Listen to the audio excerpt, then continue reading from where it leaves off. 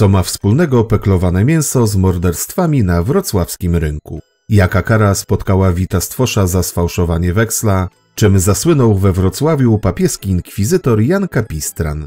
Jaki wielkopomny wynalazek był dziełem wybitnego naukowca Gładyszewa? Co niesie za sobą nierozważna gra w karty? Jakie tragiczne nieszczęścia miały miejsce podczas zawalenia jednej z największych wież XVI-wiecznej Europy? Jaka kara spotkała młode niewiasty, które uwodziły mężczyzn bądź spędzały czas na zabawach i uciechach? I jakie konsekwencje przyniosło przypadkowe odlanie dzwonu? Dowiecie się tego, oglądając nasz film, w którym opowiemy Wam kilka ciekawych i mrożących krew w żyłach historii ze stolicy Dolnego Śląska. Jeśli jednak należycie do osób wrażliwych, to przed jego obejrzeniem odstawcie gorące napoje i pyszne słodkości, żeby przypadkiem nie doszło do kolejnego nieszczęścia.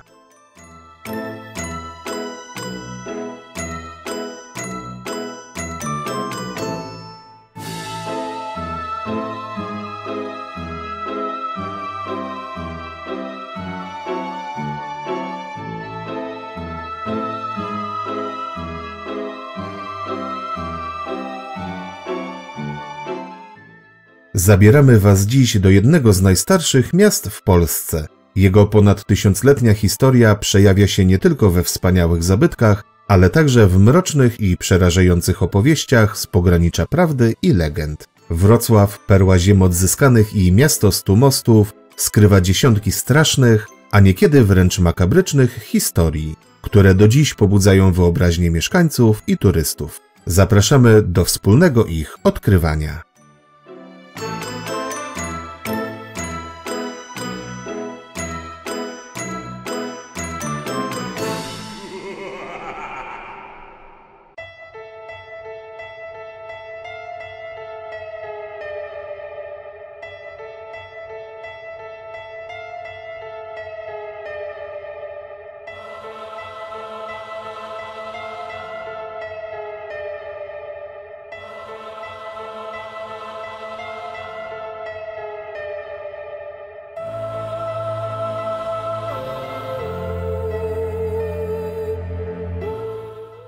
Wrocławski rynek o powierzchni 3,8 hektara należy do największych rynków staromiejskich w Europie. Powstał niedługo po lokacji miasta za czasów księcia Henryka Brodatego. Od początku był centrum handlowym, kulturalnym i społecznym miasta, a zamieszkiwali go najzamożniejsi i najznamienitsi obywatele. Dookoła stoją różnokolorowe kamienice, wybudowane w różnych stylach i epokach. Ale nie o zabytkach chcemy Wam dziś opowiedzieć.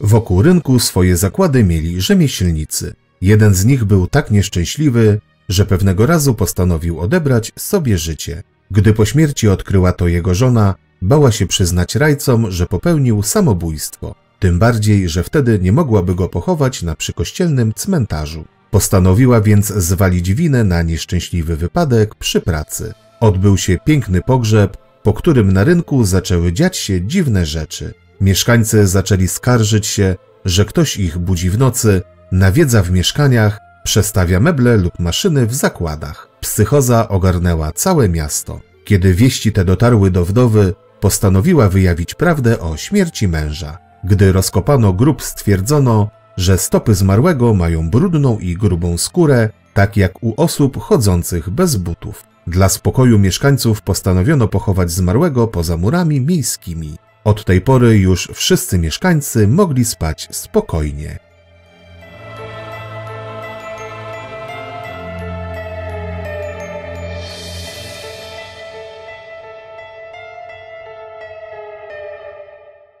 Na miejskim targowisku miał swój kram także szanowany kupiec i obywatel Karl Denke, słynący z przedniego peklowanego mięsa. Uchodził za osobę spokojną i pobożną. Zawsze gotował nieść pomoc żebrakom i ludziom pokrzywdzonym przez los. Jednak pewnego dnia na jaw wyszło przerażające odkrycie. Bezrobotny czeladnik Vincent Olivier zgłosił się ranny na policję, komunikując, że został okaleczony motyką przez Karla Denke. Domniemanego agresora profilaktycznie aresztowano, a kilka godzin później popełnił on samobójstwo, wieszając się na pętli zrobionej z chustki do nosa. W jego domu znaleziono makabryczne dowody na zamordowanie co najmniej kilkudziesięciu osób oraz gotowe do sprzedania peklowane mięso.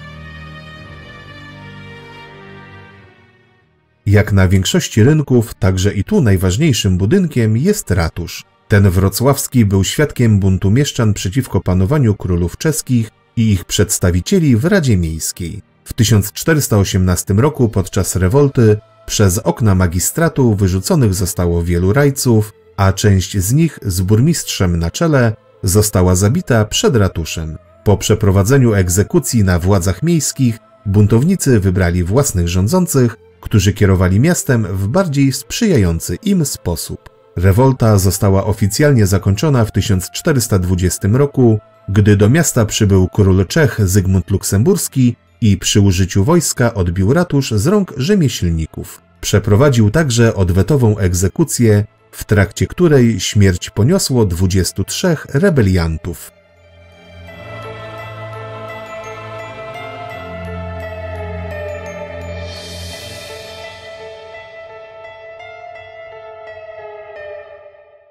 Ważnym elementem wrocławskiego ratusza jest piwnica świdnicka, będąca najstarszą piwiarnią w Europie. Powstała w 1273 roku wraz z nadaniem Radzie Miejskiej przywileju wyszynku piw spoza Wrocławia wyłącznie w ratuszowej piwnicy. Początkowo była lokalem zarezerwowanym dla wyższych sfer, ale z czasem plebs wywalczył sobie prawo wstępu do niej. Niemniej jednak w celu utrzymania porządku i obyczajności wprowadzono regulamin, który między innymi zakazywał palić, przeklinać, składać przysięgi, grać w karty oraz kości, a także pluć na podłogę. Nad wejściem do piwnicy można zobaczyć dwie płaskorzeźby – pijanego, chwiejącego się mężczyzny i czyhającej na niego żony z pantoflem w dłoni. To ostrzeżenie dla tych, którzy zbyt ochoczo poddają się urokowi sprzedawanego tu piwa. Już na samą myśl o tym krew się w żyłach ścina.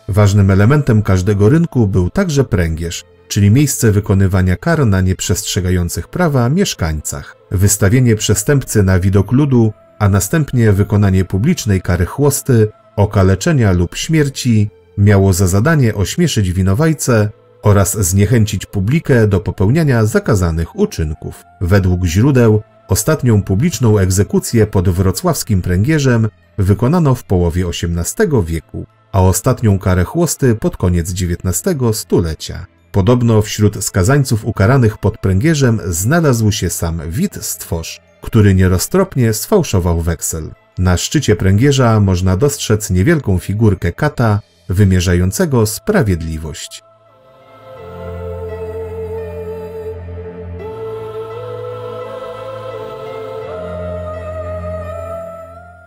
Ale pręgierz to nie jedyne miejsce, gdzie wykonywano kary. Słynna była także nieistniejąca już dziś klatka błaznów, do której zamykano osoby, które niezbyt gorliwie przestrzegały norm społecznych obowiązujących we Wrocławiu. Na przykład delikwentów zachowujących się zbyt głośno podczas nocnych powrotów z karczmy. A że takich biesiadników nie było mało, może świadczyć wielkość klatki, która przewidziana była na 12 osób, choć znane są przypadki, gdy siedziało ich w niej znacznie więcej.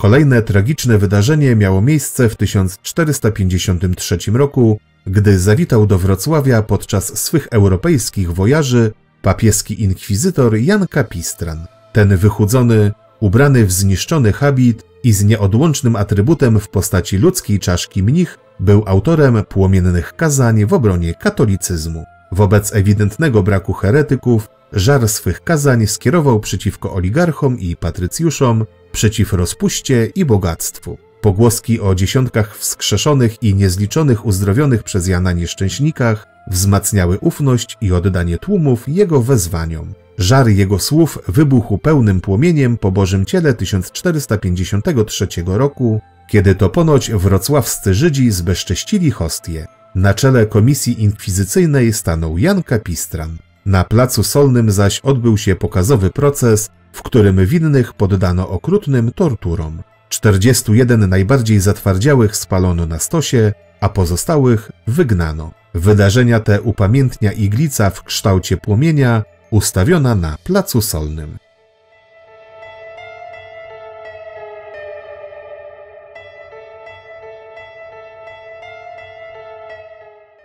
W północno-zachodnim rogu rynku mieszczą się kamieniczki Jaś i Małgosia, które wcale nie są tak bajkowe, jak wskazuje na to ich nazwa. Z domkami altrystów, czyli opiekunów ołtarza pobliskiego kościoła świętej Elżbiety, wiąże się wiele mrocznych i tajemniczych opowieści. Między kamieniczkami a drzwiami kościoła w XV wieku zostało pochowanych 21 czeladników, którzy nie wykonali poleceń swoich mistrzów. Za karę spotkało ich ogromne poniżenie. Pogrzebano ich pod płytami chodnika, a ciała przez wieki miały być deptane przez wchodzących do kościoła ludzi.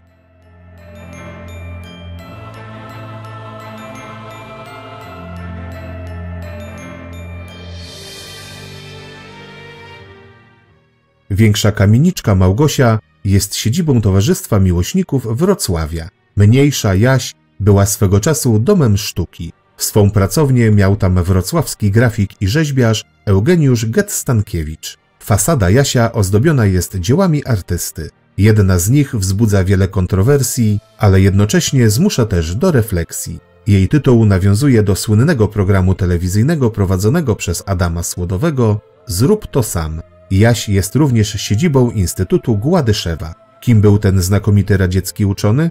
Do historii przeszedł jako odkrywca nowatorskiej metody pozyskiwania wysokoprocentowego alkoholu. Nie ze zboża czy buraków, tylko z łajna. To niesamowite. Kilo łajna, kilo cukru i moc jest z wami. Jak mawiał artysta, nie każdy może być Einsteinem, a Gładyszewami możemy być wszyscy.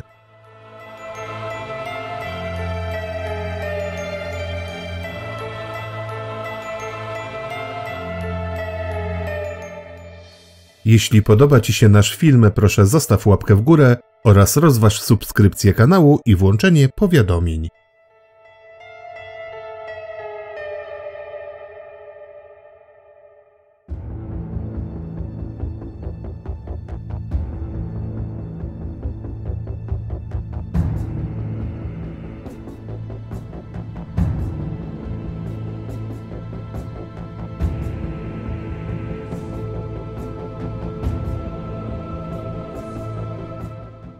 Tuż przy kamieniczkach znajduje się potężny, gotycki kościół pod wezwaniem świętej Elżbiety. Wybudowany w XIV wieku przez katolików, na początku XVI stulecia został przejęty przez protestantów w dość nietypowy sposób. Otóż mistrz zakonu krzyżowców z czerwoną gwiazdą, którzy administrowali świątynią, niejaki Erhard Skultetus, miał jedną słabość – uwielbiał hazard, a szczególnie grę w karty. Podczas jednej z zaciętych rozgrywek, gdy świt powoli pukał już w okna, wrocławski patrycjusz, podskarbi królewski i wierny wyznawca protestantyzmu Heinrich von Ribisch wyłożył na stół złoty łańcuch długi na chłopa. Skultetus, pewien mocnych kart, postawił prawa zakonu do kościoła świętej Elżbiety. Niestety, jak to bywa, los spłatał figla i w 1525 roku kościół trafił w ręce protestantów. Dopiero władze komunistyczne na powrót przekazały go kościołowi katolickiemu w listopadzie 1946 roku.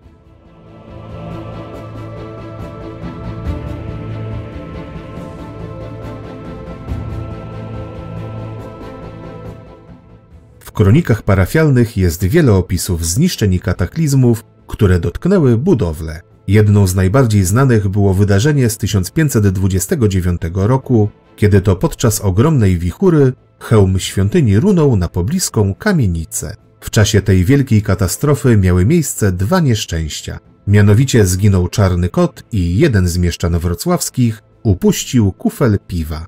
Tak niewielkie szkody wyjaśniano tym, że aniołowie unieśli opadającą część wieży, co zresztą obrazuje płaskorzeźba na fasadzie świątyni. Nikt nie zginął, tak więc protestanci uznali to za cud, katolicy zaś za karę boską za utratę kościoła w tak głupi sposób.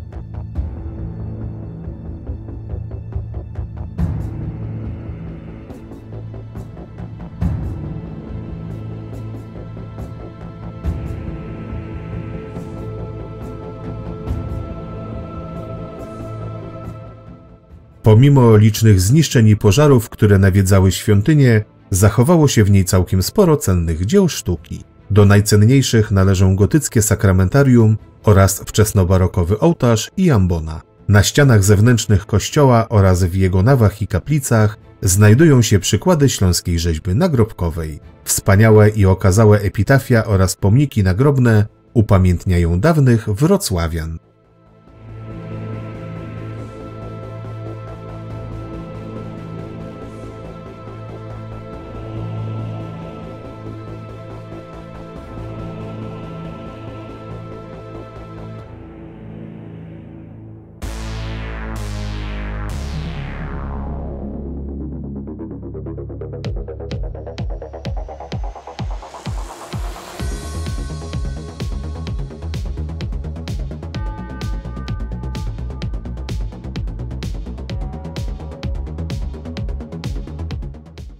Ponad 200-metrowy budynek główny Uniwersytetu Wrocławskiego został wzniesiony w XVIII wieku dzięki staraniom jezuitów i cesarza Leopolda I Habsburga. Budowla wyrosła w miejscu, gdzie przed wiekami stał średniowieczny zamek. Jak głosi legenda, kasztelan zamku był wielkim okrutnikiem, który lubił torturować więźniów. Jego ulubionym narzędziem była żelazna dziewica, czyli skrzynia z ostrymi kolcami wewnątrz. Był on także szczęśliwym ojcem pięknej Elżbiety, zakochanej w niezwykle przystojnym młodzieńcu, za którym niestety kasztelan nie przepadał. Zły los sprawił, że za jakieś błahe przewinienie został on doprowadzony przed sprawiedliwe oblicze kasztelana i skazany na śmierć w uścisku żelaznej dziewicy. Zrozpaczona dziewczyna, chcąc ratować miłość swojego życia, zakradła się nocą do lochów, ale tam przyłapał ją kasztelan. Szamotanina między ojcem a córką zakończyła się tragicznie.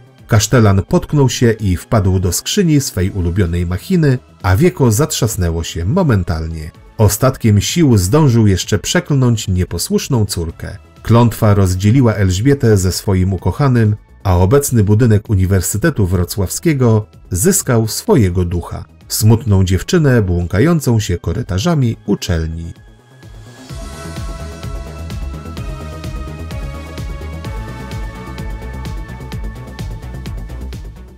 Jeśli interesują Was inne atrakcje lub szukacie miejsc wartych odwiedzenia, zajrzyjcie na nasz kanał. Premiera nowego filmu zawsze w niedzielę o 9:00.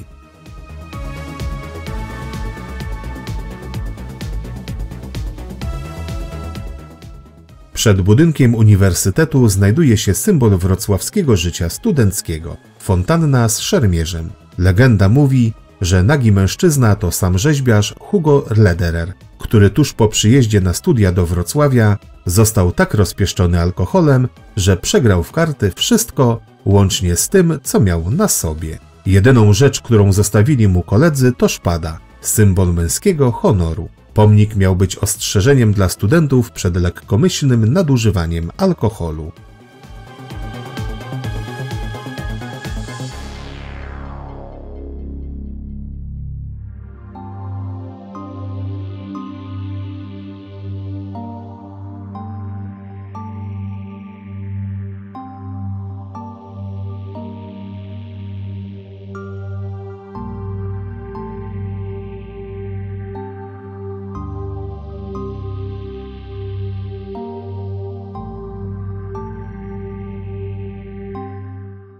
Po drugiej stronie rynku znajduje się jedna z najbardziej rozpoznawalnych świątyń Wrocławia, katedra kościoła polsko-katolickiego pod wezwaniem świętej Marii Magdaleny. Wybudowano ją jako jedną z far miejskich na początku XIII wieku. Charakterystyczną cechą kościoła są dwie wysokie wieże, które na wysokości piątej kondygnacji są ze sobą połączone mostkiem. Znany jest on pod nazwą Mostku Pokutnic lub czarownic. Już sama nazwa sugeruje, iż z tym miejscem wiążą się ciekawe historie.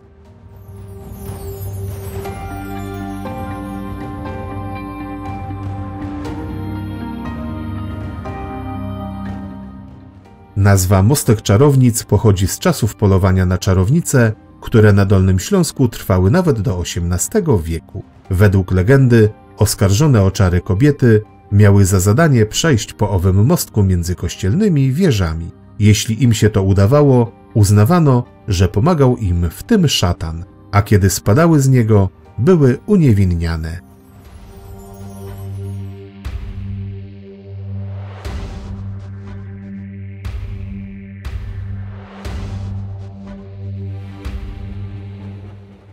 Spacerując przy kościele po zmroku, można usłyszeć dziwne głosy sapania i szurania, podobne do odgłosu zamiatania. To dusze niewiast, które za młodu uwodziły mężczyzn, bądź spędzały czas na zabawach i uciechach, a wzbraniały się przed zamążpójściem. Za karę po śmierci miały przy pomocy mioteł nocami dbać o czystość owego miejsca. Nie bez kozery mówi się, że ów mostek jest najlepiej wysprzątanym miejscem we Wrocławiu. Od średniowiecza aż do XIX wieku wrocławskie kobiety przyprowadzały pod mostek swoje nastoletnie córki i snując powyższą historię, nakłaniały do szybkiego zamążpójścia.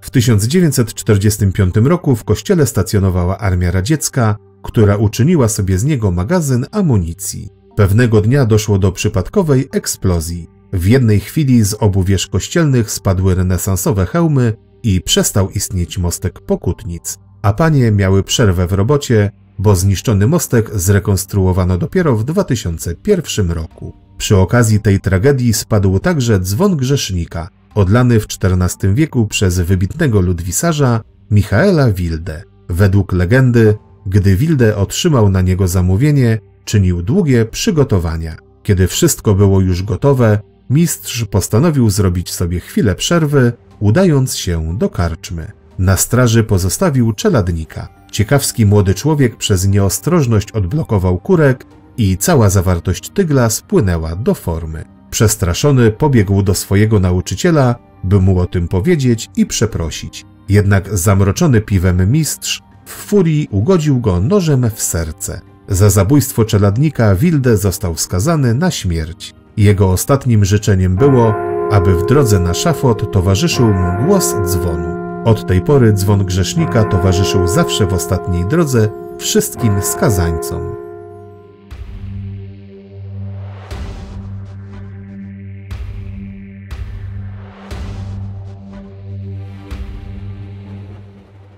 Dziś kościół jest jednym z najciekawszych we Wrocławiu obiektów sakralnych. Często odbywają się w nim koncerty i wydarzenia kulturalne. We wnętrzu znajdziemy trochę gotyckich rzeźb oraz renesansową ambonę z drugiej połowy XVI wieku. By podziwiać dawne gotyckie wyposażenie, trzeba pofatygować się do Muzeum Narodowego we Wrocławiu, o którym film pojawi się już niedługo na naszym kanale.